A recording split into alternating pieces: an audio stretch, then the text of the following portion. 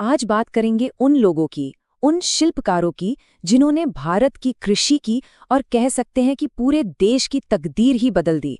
तो चलिए शुरू करते हैं इनकी कहानी। सोचिए, एक देश जो कभी अकाल और भुखमरी से जूझ रहा था, वो आज 1 अरब से ज्यादा लोगों का पेट कैसे भरता है? ये सवाल वाकई में बहुत बड़ा है और इसका जवाब पता है किसमें छिपा है? एक क्रांति में। ये कहानी है हिम्मत की, विज्ञान की और कमाल की दूरदृष्टि की। तो सबसे पहले बात करते हैं बदलाव के बीज की, यानी हरित क्रांति की, वो पहली चिंगारी। देखिए, हर बड़ी क्रांति की शुरुआत ना एक छोटे से बीज से ही होती है, और भारत की हरित क्रांति की कहानी भी कुछ ऐसी ही है। इसकी शुरुआत एक ऐसे समय में हुई जब देश के सामने एक बहुत बहुत बड़ी चुनौती खड़ी थी। अगर हम 1960 के दशक के बीच में चलें तो तस्वीर कुछ ऐसी दिखती थी। एक तरफ तो सूखे का खतरा मंडरा रहा था और दूसरी तरफ आबादी तेजी से बढ़ रही थी। हालत ये थी कि भारत को अपने लोगों का पेट भरने के लिए दूसरे देशों से अनाज मंगवाना पड़ता था। तो लक्ष्य बिल्कुल साफ था, हमें खाद्य आत्मनिर्भरता चाहिए थी, मतलब अपना अनाज, अपना पेट। और बस इसी जरूरत से जन्म हुआ हरित क्रांति का। ये सिर्फ एक किताबी शब्द नहीं है, बल्कि ये एक पूरा का पूरा आंदोलन था। एक ऐसा आंदोलन जिसने भारत में खेती करने के तौर तरीकों को हमेशा हमेशा के लिए बदल कर रख दिया। तो इस क्रांति का हीरो कौन था? एक बीज। जी हाँ, एक चमत्कारी बीज। ये गेहूं की एक नई अर्ध बौनी किस्म थी। अब इसकी खासियत क्या थी? एक तो ये बीमारियों से लड़ सकती थी, दूसरा ये खाद का इस्तेमाल बहुत अच्छे से करती थी। नतीजा? पैदावार इतनी बढ़ी जितनी किसी ने सोची भी नहीं थी। सच कहूं तो ये एक असली गेम चेंजर था।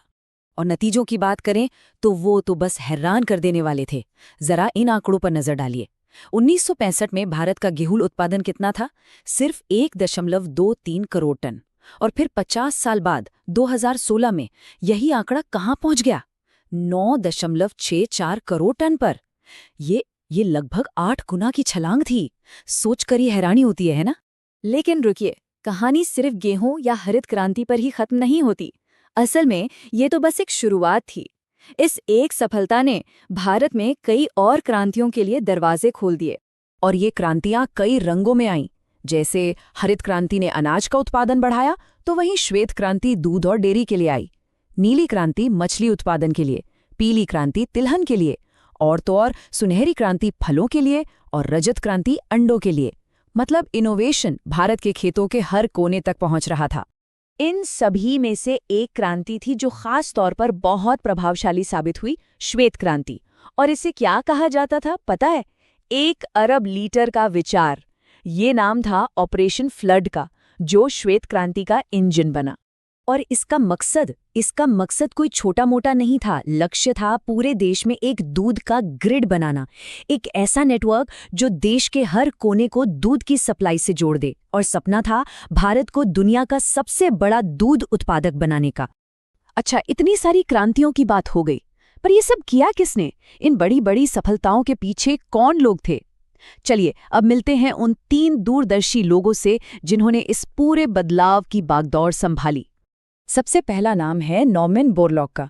ये एक अमेरिकी वैज्ञानिक थे और इन्हें पूरी दुनिया हरित क्रांति का जनक कहती है। ये वही थे जिन्होंने वो चमत्कारी गेहूं का बीज तैयार किया था, और इनके काम का असर इतना बड़ा था कि इसने दुनिया भर में लाखों लोगों की जान बचाई। इसी महान काम के लिए उन्हें नोबेल शांति पुरस्कार भी मिला। अब दूसरे दूरदर्शी थे भारत के अपने MS स्वामीनाथन। इन्हें भारतीय हरित क्रांति का वास्तुकार कहा जाता है। इन्होंने ही नॉर्मन बोरलॉग को भारत बुलाया था और उनके बनाए बीज को भारत की मिट्टी और यहाँ के किसानों के हिसाब से ढाला। सही मायनों में इन्होंने एक ग्लोबल खोज को भारत की अपनी सफलता की कहानी बना दिया। और हमारी लिस्ट में तीसरे हैं वर्गीस कुरियन, जिन्हें हम सब मिल्कमैन ऑफ इंडिया के नाम से जानते हैं। ये वही शख्स हैं जिन्होंने ऑपरेशन फ्लड का सपना देखा था। इनका जो अमूल का सहकारी मॉडल था ना, उसने लाखों छोटे छोटे दूध किसानों को सीधे बाजार से जोड़कर उन्हें मजबूत बनाया। और इन्हीं की वजह से भारत दुनिया का सबसे बड़ा दूध उत्पादक बन पाया। तो इन 3 महान लोगों और इनके जैसे कई और लोगों ने एक बहुत मजबूत नींव रखी।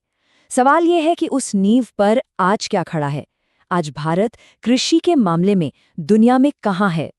और अच्छी बात यह है कि उस नींव पर आज भी काम चल रहा है। जैसे 1998 में किसान क्रेडिट कार्ड स्कीम आई ताकि किसानों को आसानी से लोन मिल सके। फिर 2007 में राष्ट्रीय खाद्य सुरक्षा मिशन आया, जिससे चावल, गेहूं और दालों का उत्पादन और बढ़े। और हाल ही में 2015 में मृदा स्वास्थ्य कार्ड योजना शुरू हुई ताकि किसान अपनी जमीन की सेहत का ख्याल रख सकें। ये सारे कदम इसी बात को पक्का करते हैं कि तरक्की की ये रफ्तार कभी थमे नहीं। तो इन सब क्रांतियों का, दशकों की इस मेहनत और नई नई इनोवेशन का आखिर नतीजा क्या निकला? नतीजा है ग्लोबल लीडरशिप। आज की हकीकत ये है, दूध के उत्पादन में दुनिया में नंबर 1, आम के उत्पादन में नंबर 1, मसाले, जूट, दालें, इन सब में भारत आज दुनिया में सबसे आगे है। ये उस सफ़र का एक शानदार मुकाम है जो कभी अकाल के डर से शुरू हुआ था। तो भारत की ये कहानी हमें एक बहुत बड़ी बात सिखाती है। ये सिखाती है कि जब दूरदृष्टि, विज्ञान और हिम्मत एक साथ मिल जाएं, तो किसी भी देश की तकदीर बदली जा सकती है। पर आज दुनिया के सामने नई चुनौतियां हैं। तो अब सवाल यह है कि इन नई चुनौतियों का सामना करने के लिए कृषि के अगले शिल्पकार कौन होंगे